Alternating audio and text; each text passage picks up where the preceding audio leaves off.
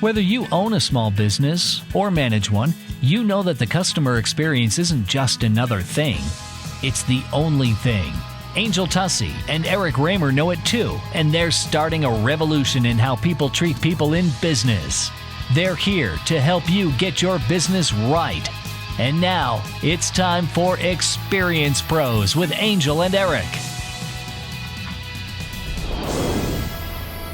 Hey, welcome to Experience Pros with Angel and Eric. We've got a great lineup for you today with business coach Carrie Conley, Chief Denise Jelinski Hall, printing expert Dennis Giroux, Cheryl Braunschweiger, and award-winning DJ Jeff Fernandez. Everybody's here. Everybody's here. It's going to be a great party, and we are excited to bring that to you. So, Eric, I wanted to talk a little bit. We're talking about customer service, some of my favorite customer experiences. Oh, well, that's what this is all about, the customer experience, right? So, you show me yours, and I'll show you mine.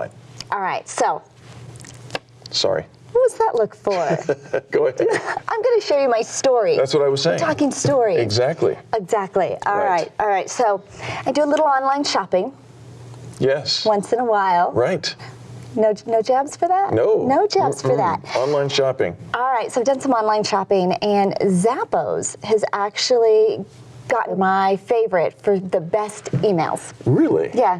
Now, what is it about the Zappos emails that you like the most? All right, so you think about when you place an order with somebody, they tell you, thank you so much for your transaction. Your order is blah, blah, blah. It's going to be, and here I'm changing my voice, right? Yeah. So you always do that. Why do women do that? They're like, when they're mimicking the men, they're always like, drop it down and we're making it dumb. I don't mean to do that. Okay, I don't know why I did that. All right, so you're placing an order and I'm placing an order, yeah. And from Zappos, I get, yippee, Skippy, we're so tickled. We went out and bought ice cream because you placed an order with us. And that was the email? That was the email. I mean, it was to the gist of that. Wow. It's very personable, it's very fun, it's very lighthearted. They let me know when my order's on the way, and it's not stuffy and staunchy. I feel, just in their emails, like they're super excited to do business with me. We call that disrupting complacency. And Zappos, of course, is a great example of doing something like that. I appreciate one of our own Colorado local companies, OtterBox. You know the company that protects your phone? The phone protectors, right. Yeah. Now, it's probably not so much the customer that benefits. I mean, they got great cases, and that's fantastic. But if you go up to Fort Collins and check out the OtterBox corporate headquarters, when you go in, you'll notice that there's a slide coming down into the main lobby. Isn't that just the coolest thing, that there's a slide in the lobby of a corporate headquarters? It's supposed to be stuffy, right? But it's not stuffy. In fact, the slide is there because we understand that no one ever goes down, right? They just kind of slide down. What do you mean no one ever goes down? Well, they climb the stairs to success. Oh. And then they slide down. It's just a fun thing. Yeah, because the stairs don't work on the way down. They do not work on the way down. I like that. Yeah. I like that. And so here you've got some major companies who, from the very get-go, the customer experience was a priority for them. It was Absolutely. a priority for them. They trained it in their company culture. Yes. And they were able to translate that out into fantastic stories. When we think about the companies that you hear that offer that great customer experience, Sure. right? The Ritz-Carlton comes to mind, and just different stores that actually people think, okay, this is where I can go for great customer service. Absolutely. But now, how do you translate that into a small business market? Because we don't have the budget. I mean, I can't build a slide in our corporate headquarters. We've got 6 offices, but we don't have room for a slide. And I think this is where you get to create, have that personal creativity. Right. So every large corporation started as a small business, many out of garages, their basements. Yep. And so of course they didn't have those things built in, but the culture was built in from day one.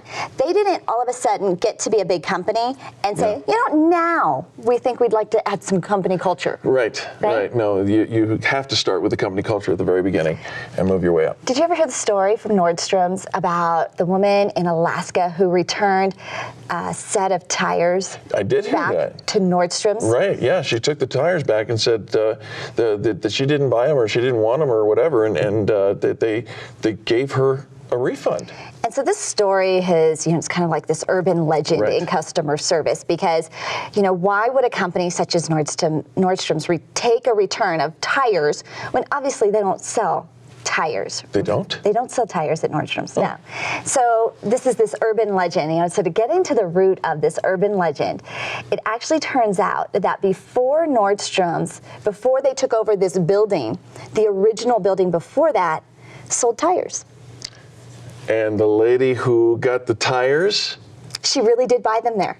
So when she came back and said, I bought these tires here, she wasn't lying. It really was true. But Nordstrom's, who had really no dog in the fight, actually stood up behind the product and gave the lady the refund that she was looking for? Gave her the refund. And it has become legendary in the whole entire, any retailer knows some element of this story. And so we're talking about the customer experience. Here's what happens when a customer does business with you. One of three things is going to happen. They're going to walk out and say something negative, right? And we hate that. They had a bad experience. They didn't like it. You were slow. It was icky, right? Right. And they're going to go and tell people about that. Or they could get your story and walk out and tell as many people as they possibly can. And of course, that's amazing. That's what we're looking for, right? Right. Or the third thing, which is just as bad. They could say nothing at all. They say nothing at all. They don't tell anybody because there was no experience. It was a transaction. It came in, like I said, when I was talking about the Zappos, I get my email that says, yes, you bought from me. Yes, your order is on its way. Thank you for your order, whatever. Right? But when I get an exciting email from anybody, from any company I'm doing business with, I want to share that story with somebody else. You bet. And so your interaction, every interaction with your customers, is a chance to create a memorable customer experience. That's right.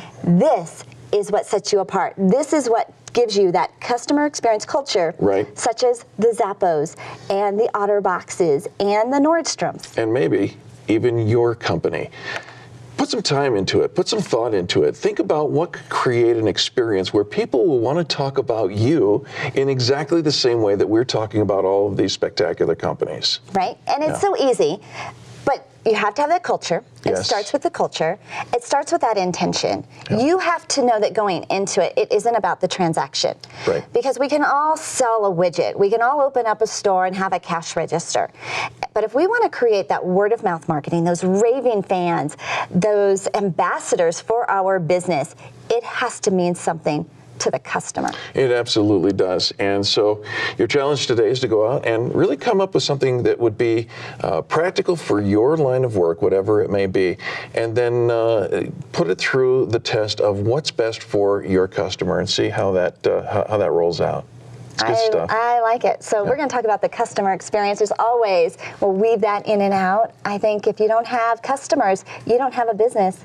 You have an expensive hobby. Oh, that's the truth. Well, it is time for us now to transition a little bit into what we call the fan bragging segment. And fan bragging is our way of paying it forward, if you will. It's all about saying something nice about somebody else in business. And we have a story that came across. And of course, this is a historical story, but it's kind of cool when you remember the fact that it's somebody going above and beyond, right? Right. Yeah, so we can do the natural thing, right? We can do business, do transactions, and all of that. But in order for it to be a fan bragging story, it has to be something that you could have passed up. So you could have seen a situation and just walked by, and no harm, no foul, right? Nobody would blame you if you walked by. But it's when you see something and you take a stand and decide you're going to make a difference, such as when a California businessman, he saw some U.S. troops eating field rations at an airport. He offered instead to buy them an expensive hot meal. Not just one, not just a dozen of them. No, 400 of them, right? And it was kind of cool because he was on his way to Israel in mid-November, and he met a bunch of soldiers during a layover at the airport, right? And so he saw them and said, he asked the commander, is there any way that I can, maybe treat them to dinner? And the way that he rolled it out was, he told the troops, each and every one of them, all 400 of them, that they could spend up to $50 and put it on his credit card. Okay, I'm not like the brightest bulb in the drawer, but $50 times 400 troops. It's $20,000. Wow. Right? Wow. Afterwards, the commander asked him, who he owns a chain of nursing homes, to tell his troops why he had been so generous. And this is what he said.